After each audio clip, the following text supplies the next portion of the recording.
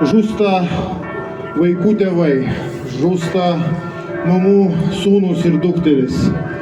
Kaip sunku paaiškinti vaikui, kad jo tėtis negrįžo namo, bet jie vis tiek kovoja. Ukrainiečiai žino, kad jie turi vieną tėvynę, kurią pasiryžę apginti bet kokią kainą. Kartu ukrainiečiai žino, kad jie turi vieną gyvenimą, bet nepaisant to, žmogiškas orumas, laisvė ir nepriklausomybė ir suvokimas, kad tauta turi išlikti, ima viršų. Juk šitas karas yra apie tai, apie tautos išlikimo klausimą.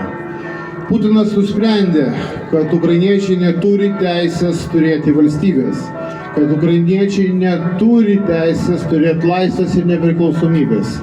Bet jau 3 metai ukrainiečiai rodinėja visiškai kitaip, kad jie turi teisę ir yra pavyzdys mums visiems, kaip reikia ginti savo laisvę ir nepriklausomybę. Pavyzdys ir mums, lietuviams, kuriems reikės irgi valios ginti ir priešintis agresoriui. Ir šiandien, kai telkėsi aplink mus ir aplink Ukrainą, sakyčiau, išdavystės debesys, ir mums reikės apsispręsti. Ar stoti į cinizmo pusę, kuris siūlo geopolitinės dalybas, ir galbūt kažkokią tai stabilumo iliuziją, ar ir toliau likti kartu su mūsų broliais ukrainiečiais. Ir mes neturim padaryti klaidos, nes žinom, kad stoja į cinizmo pusę ir galvoja, kad turėsim, laimėsim kelių metų ramybę, galų gale liksim ir tapsim to cinizmo auka ateityje. Ir čia yra mums didžiulis iššūkis. Ir šiandien mes turim dar kartą aiškiai pasakyti, Rusija šiandien yra blogio sinonimas.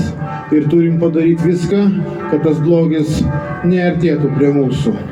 O parama Ukrainai turi remtis istorijos patirtimi, kai mūsų partizanai kartu su Ukrainos partizanais kovojo prieš Sovietų sąjungą, kai mūsų politiniai kaliniai ir tremtiniai lageriuose vienijosi su ukrainiečiais.